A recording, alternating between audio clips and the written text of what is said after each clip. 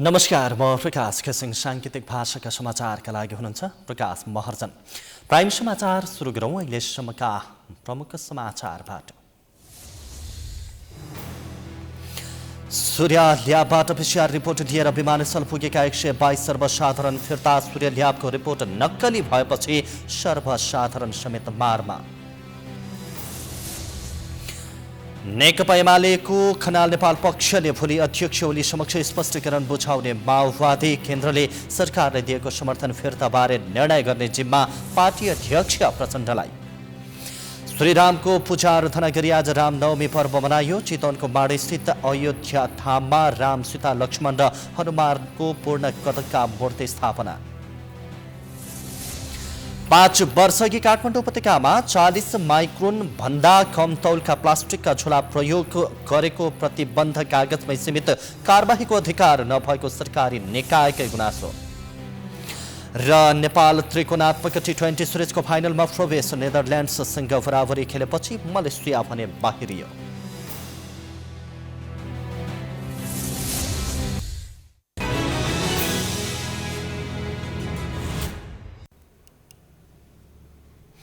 अब समाचार विस्तारमा। कोरोना संक्रमणको जोखिम बढिरहेका बेला स्वास्थ्य मापदण्ड कडाइका साथ पालना गर्नुपर्नेमा चरम लापरवाही भइरहेको छ।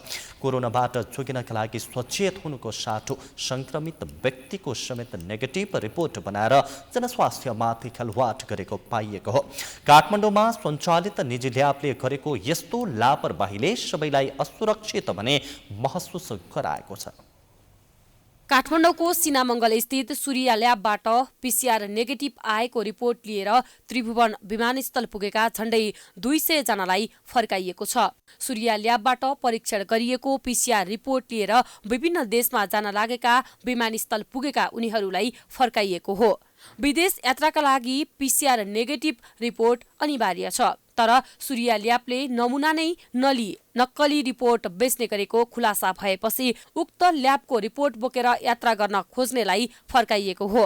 विमानस्थलबाटै फर्काइएपछि उनीहरूले विरोध जनाएका थिए, तर उनीहरूलाई प्रहरीले नियन्त्रणमा लिएको छ। सरकारबाटै स्वीकृत प्राप्त ल्याबबाट आफूहरूले परीक्षण गर्दा पनि सरकारले विदेश जान रोकेको भन्दै उनीहरूले आपत्ति जनाएका छन्। फिर्ता गराइएका मध्ये कतिपयको पीसीआर रिपोर्ट सही भएको बताइएको छ, तर केही व्यक्तिको गलत रिपोर्टले गर्दा सबैलाई फर्काइएको हो। उनीहरूले अरूले गरेको गल्तीको सजाय आफूहरूलाई नदिन आग्रह गरेका छन्। आज बिहान म 6 बजे आएको, यहाँ 6 बजेदेखि रोकिरहेछ। 6 बजेदेखि भित्र पस्न दिँदैन भन्छ। पीसीआर ओरिजिनल होइन। ओरिजिनल होइन भने हामीहरू त मेडिकलमा गएर गराएको छु, तर यहाँबाट जान दिँदैन।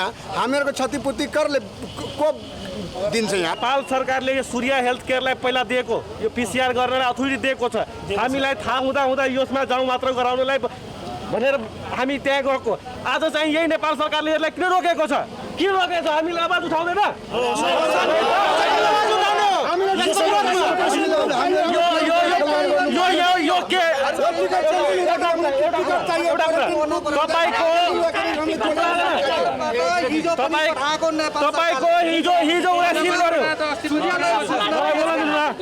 हिजो उसलाई सिल गरेपछि हिजोदेखि बन्द गरिदिएपछि उसको रिपोर्टै आउँदैन। त्रिभुवन विमानस्थल सुरक्षा कार्यालयले भने सूर्य ल्याबबाट छापा मारेर नक्कली पीसीआर रिपोर्ट बनाएको खुलेपछि एयरलाइन्सले त्यो ल्याबमा परीक्षण गराएका यात्रुहरूलाई रोकेको हो। अधिकांश खाडी मुलुकमा जान लागेका रोकिएका छन्। कामका लागि विदेश जान लागेका फर्काइएपछि बिचलीमा परेको भन्दै दुखेसो गरेका छन्। घडेरी घर धितोमा राखेर गिरुवामा राखेर आएछन्। 1,80,000 कसैले 2 लाख रुपियाँ लगाएर आउँछन्। तर हामीले त्यो पैसा कहाँबाट उठाउने? फर्केर घर गएर त्यो पैसा कहाँबाट उठाउने? हाम्रो केही छैन भने त्यही घर छ भने घर बिक्री गर्यो भने हाम्रो बालबच्चा ज्यानहरू कहाँ पल्छन्? त्यो कुरा हो। तर हामीलाई न्याय चाहियो सर। हाम्रो बापत रकम चाहियो, न्याय चाहियो, या त हामीलाई त्यही अनुसारमा टिकट दिनु पर्यो। गभर्मेन्टले भनोस् सूर्य हेल्थ केयर यस्तो थियो भन्ने थाहा हुँदा अनि हामीलाई के अहिले हिजो राति छापा हान्ने र समात्ने अहिले बिहान हामीलाई यस्तो गरेर रोक्दिने कि पहिला इन्फर्मेसन हुनु पर्यो त्यही त पहिला राख्ने अनि पहिला हामीले भन्नु पर्यो नि त यस्तो यस्तो हुँदैछ यसरी नआउनुहोस् अथवा चेन्ज गर्नुहोस् पहिल्यै भनेर जानकारी दिएको भए हामी त्यही अनुसारले आउँथ्यौँ कति टाढाबाट आएका छन् मान्छेहरू पैसा छैन कसैसँग पैसा छैन कसैको भिसा एक्सपायर हुनु लाग्छ प्रब्लम त हामी जस्तो सर्वसाधारणलाई भयो नि त स्वास्थ्य तथा जनसङ्ख्या मन्त्रालयले पिसिआर रिपोर्ट नै गलत गर्ने काममा संलग्नहरूले नेपालकै बेइज्जत गरेको जनाएको छ। मन्त्रालयका सहप्रवक्ता समीर कुमार अधिकारीले पोजिटिभ रिपोर्टलाई नेगेटिभ बनाउने तथा परीक्षण नै नगरी रिपोर्ट दिने सूर्य हेल्थ केयर प्रणाली लगायत अन्य त्यस्ता ल्याबको खोजी गरी कडा कारबाही गर्ने बताउनु भएको छ। अहिले केही प्रयोगशालाहरूको समाइएको भेटिएको त्यस्ता कुराहरूमा स्वास्थ्य मन्त्रालयको प्रतिनिधि सहित गएर हेरेर उहाँहरूको त्यो सबै भएर सिल गरेर अहिले हामीले भनौँ त्यो अनुगमन क्रममै त भेटिएको अवस्था हो। बदमासीको क्रममा अथवा बदमासी गरेका कुनै पनि प्रयोगशालाहरूले नियतपस गरेको त्यस्तो खालको देखिने बित्तिकै हामीले लाइसेन्स खारेज नै गर्छौँ। अहिलेलाई त्यसरी नगरिकन नहुने अवस्था छ। महामारीको बेलामा हामीलाई बढीभन्दा बढी परीक्षण गर्नु परेको छ। निजी क्षेत्रको पनि योगदान धेरै छ। तर त्यो भन्दैमा निजी क्षेत्र होस् सरकारी प्रयोगशाला होस् जुनसुकै क्षेत्रले पनि बदमासी गरेको पाइयो भने नियमअनुसारको कारबाही त राज्यले गर्छ। वैदेशिक रोजगार विभागले अन्य प्रक्रिया सही भए पनि पिसिआर रिपोर्टका सन्दर्भमा आफू जिम्मेवार नहुने स्पष्ट पारेको छ।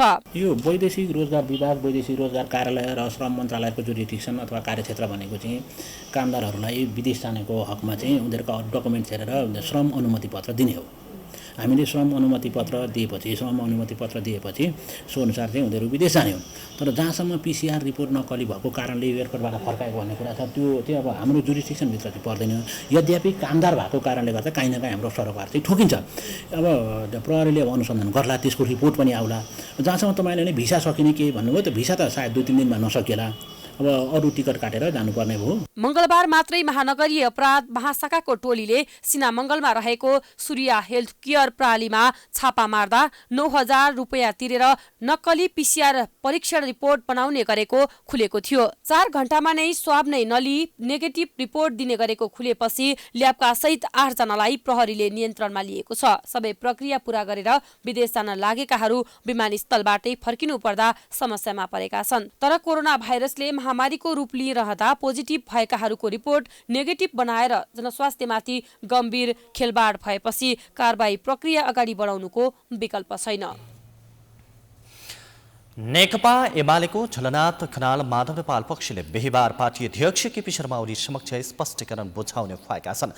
बुधबार बुद्धनगरमा बसेको सो पक्षको स्थायी कमिटी बैठकले बिहिबार नै स्पष्टीकरण बुझाउने निर्णय गरिएको एमालेको उपाध्यक्ष अष्टलक्ष्मी साक्यले जानकारी दिनुभयो। बैठकमा पार्टीभित्रको आन्तरिक विषयमा छलफल भएको र थप रणनीतिका साथ अघि बढ्ने निर्णय गरेको छ। साक्यले स्थायी समितिका सदस्य बीच छलफल नभएको लामो समय भएकाले आगामी रणनीतिका बारेमा छलफल भएको उहाँले बताउनु भयो।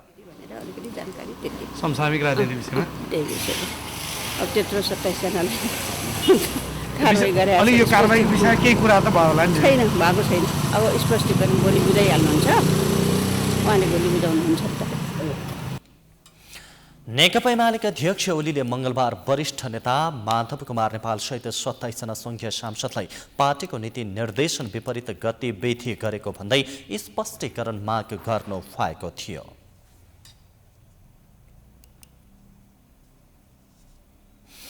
नेकपा माओवादी केन्द्रले सरकारलाई दिएको समर्थन फिर्ताबारे निर्णय गर्ने जिम्मा पार्टी अध्यक्ष पुष्पकमल दाहाललाई दिने निर्णय गरेको छ। पार्टी कार्यालय पेरिस डाँडामा बुधबार बसेको माओवादी स्थायी कमिटिको बैठकले सरकारलाई दिएको समर्थन फिर्ताबारे निर्णय गर्ने जिम्मा दाहाललाई दिएको हो। वर्तमान केपी शर्मा ओलीको नेतृत्वमा रहेको वर्तमान सरकारलाई समर्थन नरहेको औपचारिक लिखित जानकारी कहिले दिने भन्ने निर्णय गर्ने अधिकार पार्टी अध्यक्ष दाहाललाई दिएको माओवादी केन्द्रका प्रवक्ता नारायण काजी श्रेष्ठले जानकारी दिनुभयो। कमरेडले यस अवधिमा संघात्मक कार्यदलले संघात्मक कार्ययोजना तयार गर्ने अवधिमै केही दिनभित्र राजनीतिक प्रतिवेदन तयार गर्ने, त्यो राजनीतिक प्रतिवेदन स्थायी समितिको बैठकमा प्रस्तावित गर्ने, स्थायी कमिटीको बैठकले त्यसलाई केन्द्रीय कमिटीको बैठकको निम्ति प्रस्तावका रूपमा अगाडि बढाउने निष्कर्ष पनि निकालिएको छ। बैठकले राष्ट्रिय एकता र राष्ट्रिय स्वाधीनताको रक्षा, सम्पूर्ण लोकतान्त्रिक शक्तिहरूको एकता, संविधान, लोकतन्त्रको रक्षा, स्वच्छ कम्युनिस्टको एकतालाई केन्द्रबिन्दुमा राखेर सम्पूर्ण नीति, योजना र कार्यक्रमलाई अगाडि बढाउने निष्कर्ष निकालेको प्रवक्ता श्रेष्ठले बताउनुभयो। त्यस आधारमा नै सबै राजनीतिक देशभक्त शक्तिहरूसँग छलफल अघि बढाउने निर्णय पनि बैठकले गरेको छ। बैठकले सिङ्गो राष्ट्रको एकता र राष्ट्रिय स्वाधीनताको रक्षा, सम्पूर्ण लोकतान्त्रिक शक्तिहरूको एकता र संविधान र लोकतन्त्रको रक्षा, सच्चा कम्युनिस्टहरूको एकता र कम्युनिस्ट आन्दोलनको रक्षालाई केन्द्रबिन्दुमा राखेर सम्पूर्ण नीति, योजना, कार्यक्रम र गतिविधि अगाडि बढाउने निष्कर्ष निकालेको छ। त्यस आधारमा नै अरू सबै राजनीतिक पार्टीहरूसँग, सामाजिक शक्तिहरूसँग, देशभक्त शक्तिहरूसँग छलफलको प्रक्रिया अगाडि बढाउने निष्कर्ष पनि निकालेको छ। बैठकले विधान संशोधन प्रस्तावमाथि आएका सुझावहरूलाई ध्यानमा राखेर पार्टी केन्द्रीय कार्यालयले त्यसलाई अन्तिम मस्यौदाको रूपमा केन्द्रीय कमिटी बैठकमा प्रस्तावका रूपमा लैजाने निर्णय गरेको श्रेष्ठले जानकारी दिनुभयो।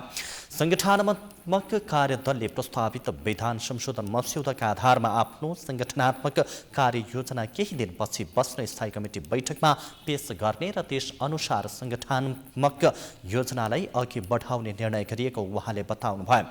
आगामी बैठकमा अध्यक्ष दाहालले राजनीतिक प्रतिवेदन पेश गर्ने निर्णय पनि बैठकले गरेको छ।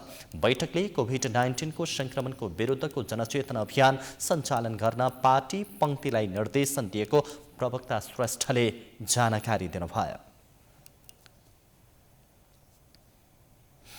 समाचारको सिलसिला जारी नै छ, हामी विश्रामपछि आउँछौँ।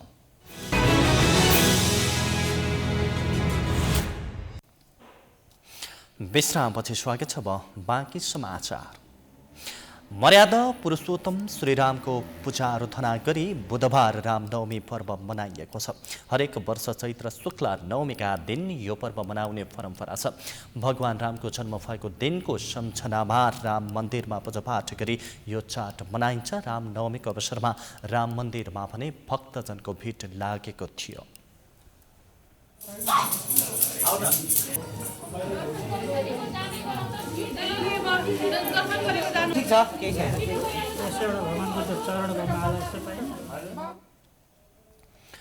असुर र अत्याचारी रावणमाथि विजय प्राप्त गरेका श्रीरामको सम्झनामा आज राम मन्दिरहरूमा पूजापाठ गर्ने चलन रहेको छ। त्रेता युगमा यसै दिन अयोध्यामा श्रीरामको जन्म भएको पौराणिक ग्रन्थमा उल्लेख छ। रामले मिथिलाका राजा जनककी छोरी सीतासँग विवाह गरेको र दुष्टहरूको संहार गरेको वाल्मीकि रामायणमा पढ्न पाइन्छ। रामनवमीका दिन श्रीरामको व्रत उपवास गरी पूजा आराधना गर्नाले लोकमा सुख शान्ति र परलोकमा सद्गति पाइने धार्मिक विश्वास छ। देशभरिका विभिन्न पवित्र नदी, ताल तथा कुण्डमा स्नानका साथ व्रत बसी राम गीता पाठ गर्ने प्रचलन समेत रहेको छ। यो दिन जनकपुरको प्रसिद्ध दुधमती नदीमा नुहाई राम जानकी मन्दिरमा पूजापाठ गर्दा मनोकांक्षा प्राप्त हुने जनविश्वास रहेको छ। गत वर्ष जस्तै यस वर्ष पनि कोरोना संक्रमणको जोखिम भएकाले मन्दिरहरूमा स्वास्थ्य सुरक्षाका मापदण्ड पालना गर्न सरकारले सबैलाई आग्रह गरेको थियो।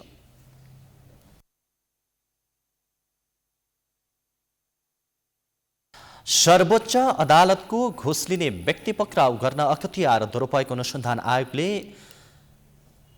सेटिङ अपरेसन गर्न नपाउने फैसला सुनाएको छ। बुधबार प्रधान न्यायाधीश चुलेन्द्र शमशेर जबरा, न्यायाधीशहरू दीपक कुमार कार्की, मीरा खोड्का, हरिकृष्ण कार्की र ईश्वर प्रसाद खतिवडा सहितको संवैधानिक र इजालसले एस्टिङ अपरेसन रोक्न रिट जारी गरिएको हो। अख्तियारले अख्तियार दुरुपयोग अनुसन्धान आयोगको नियमावली 2059 को नियम 32 मा रहेको व्यवस्थापन आधारमा स्टिङ अपरेसन गर्दै आएको थियो भने तर स्टिङ अपरेसन विरुद्ध अधिवक्ता विष्णुप्रसाद घिमिरेले सर्वोच्चमा रिट दायर गरेका थिए। उक्त रिटमाथि सुनवाई गर्दै सर्वोच्चले नियमावलीको उक्त व्यवस्था नेपालको संविधानको धारा 133 को उपधारा 1 बमोजिम बुधबारदेखि लागू हुने गरी अमान्य र बदर गरिदिएको हो। नियमावलीको सो प्रावधान फौजदारी न्यायको मान्य सिद्धान्त कानुनको उचित प्रक्रिया तथा प्रमाण सङ्कलन सम्बन्धी न्यायिक मान्यताका दृष्टिले समेत माना शिव र तार्किक नदेखिएको फैसलामा उल्लेख गरिएको छ। स्टिङ अपरेसनका आधारमा मात्रै दायर गरेका 400 मुद्दा खारेज हुने भएका छन्। अदालतको आदेशसँगै बदर भएका मुद्दा मध्य अधिकांश 2070 साल पछिका छन्। लोकमान सिंह कार्की प्रमुख आयुक्त भएता अख्तियारले स्टिङ अपरेसनलाई अभियानकै रूपमा सञ्चालन गरेको थियो।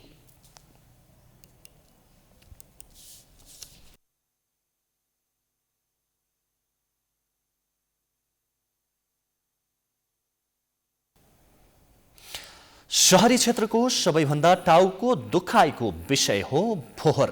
फोहोरमा पनि नकुहिने प्लास्टिक जन्य वस्तु समस्याको विषय बन्दै आएको छ। सरकारले प्लास्टिकका झोला प्रयोगमा प्रतिबन्धको घोषणा गरे पनि उपयुक्त विकल्प दिन नसक्दा कार्यान्वयन हुन भने सकेको छैन। उपभोक्ता स्वयं पनि सचेत नहुँदा यसको प्लास्टिकको झोला प्रयोगमा आइरहेको छ।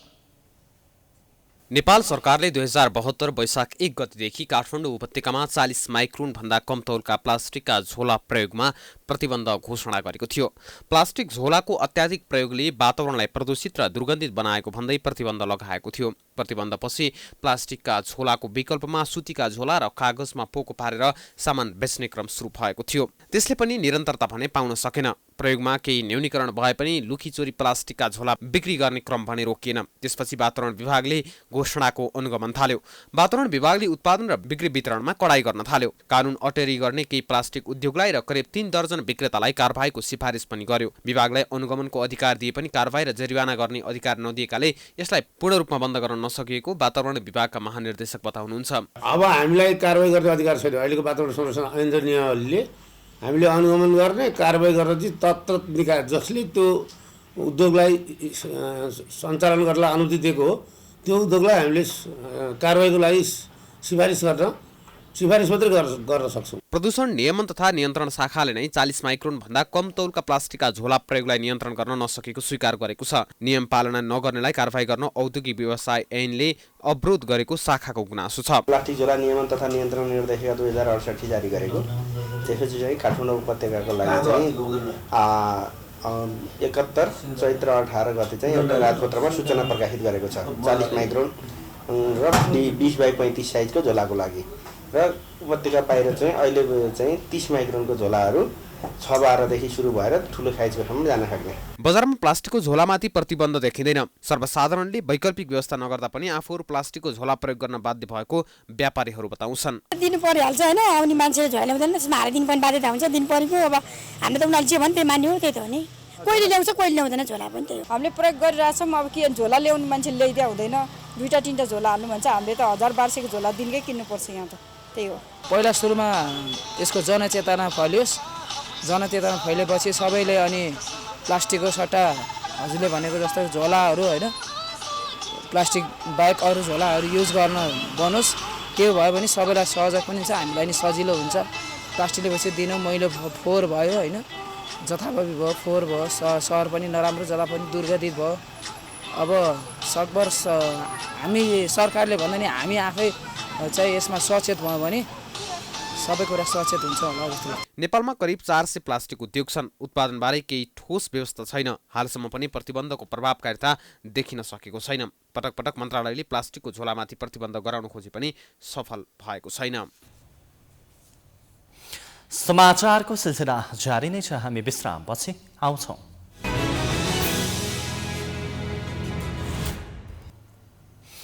विश्रामपछि स्वागत छ। अब खेलकुद समाचार।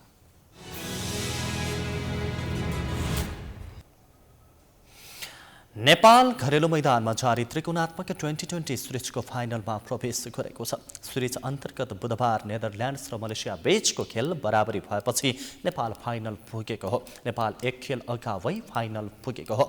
नेपालसँगै नेदरल्यान्ड्स पनि फाइनल पुगेको छ। मलेसिया भने बाहिरिएको छ। नेपालको 2 खेलबाट 4 अङ्क छ भने नेदरल्यान्ड्सले 3 खेलबाट 5 अङ्क बनाएको छ।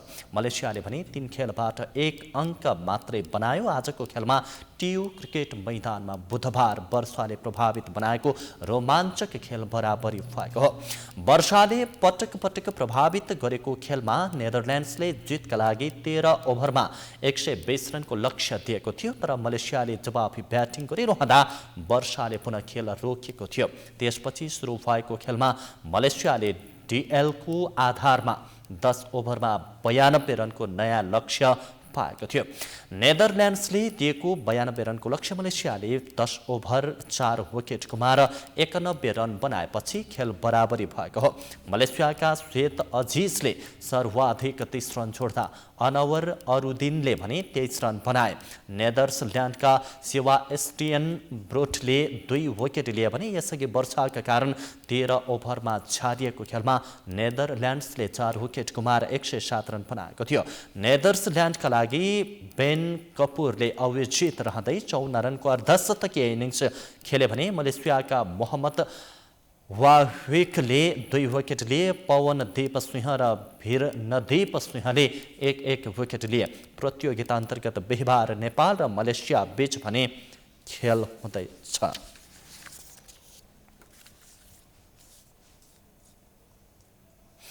यो सँगै हामी समाचारको अन्त्यमा आइपुगेका छौँ। जाँदा जाँदै प्रमुख समाचार पुनः एकपटक। सूर्य ल्याबबाट पिसिआर रिपोर्ट लिएर विमानस्थल पुगेका 122 सर्वसाधारण फिर्ता। सूर्य ल्याबको रिपोर्ट नक्कली भएपछि सर्वसाधारण समेत मारमा।